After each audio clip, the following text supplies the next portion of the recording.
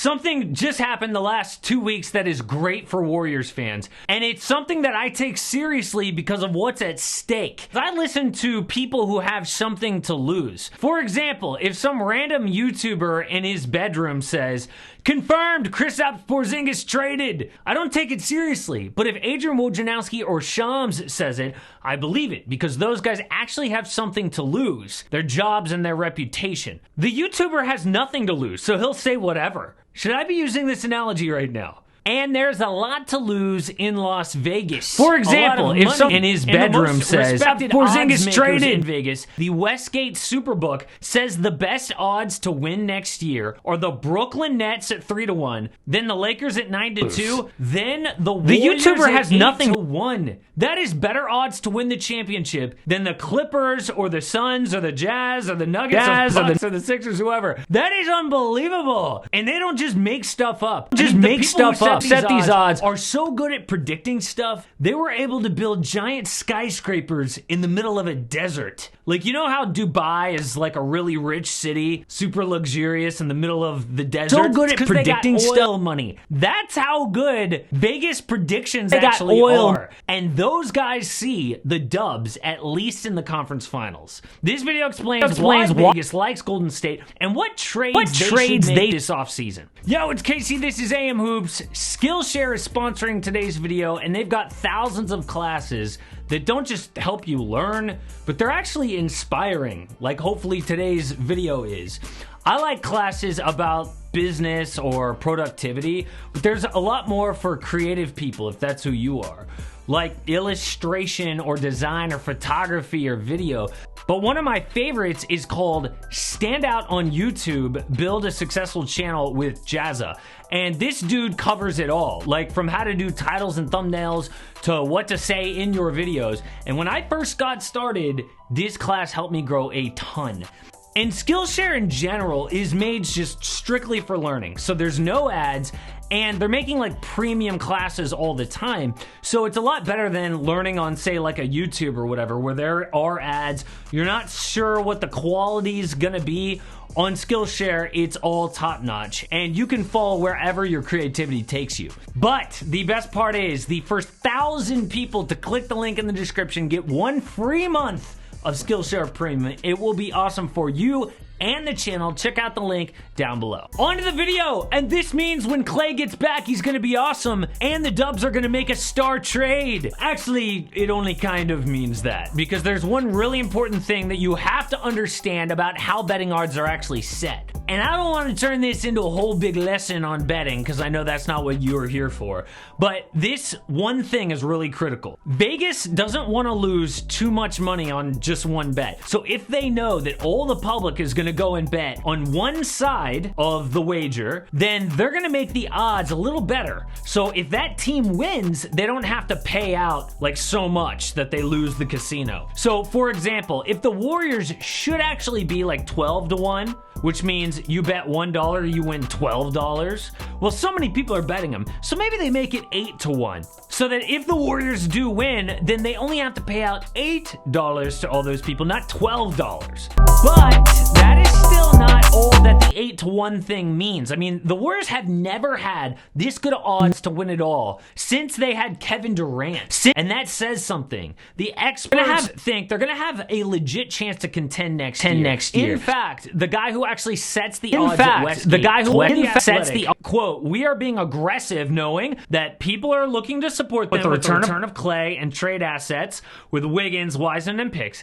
And we expect them to be aggressive in adding to their team." So it's both things. They think the public's going to be aggressive and that the Warriors front office is going to be aggressive in the offseason, which is really good to hear for Warriors fans. Now, I know a lot of you think that it is a good idea to both build for the future and win with the current core of Steph, Klay, and Draymond. But that's not how the NBA works. veterans win in the NBA. Remember when LeBron was building a championship team?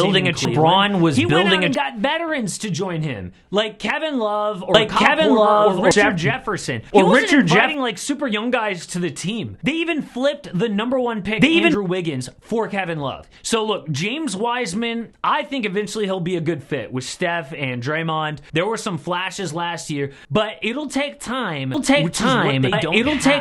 It's a great move to be aggressive, and their trade assets for whoever they end up getting on the table is James Wiseman, the 2 lottery picks at 7 and 14, future picks, plus Jordan Poole and Andrew Wiggins, plus Kelly Oubre Jr., but only in a sign and trade. Now, I think the only realistic star-type names that could be out there are Ben Simmons, Damian Lillard, but only if they go all in for him. Otherwise, CJ McCollum, Miles Turner, Kristaps Porzingis, Malcolm Brogdon, Pascal Siakam, and a name I'm not hearing enough, Zach LaVine. I want to know in the comments what you would actually do, but for me, none of those names definitely equal a championship. Except for maybe Dame. And based on what we saw last year, they should keep Andrew Wiggins. I mean, unless they can get a superstar wing, like Kawhi Leonard, for example, I wouldn't go all in for anyone on that list other than Dame. Instead, I think the Warriors should trade any other future assets to add someone to their rotation in the playoffs. So it would look like Steph, Klay, new player, Andrew Wiggins, and Draymond Green. And by the way, the positions don't really matter. You can fit them in wherever. You can swap them in and out. So that means a trade would look like Kelly Oubre Jr. on a sign and trade, James Wiseman, Jordan Poole, and the #7 pick for Pascal Siakam. I admit,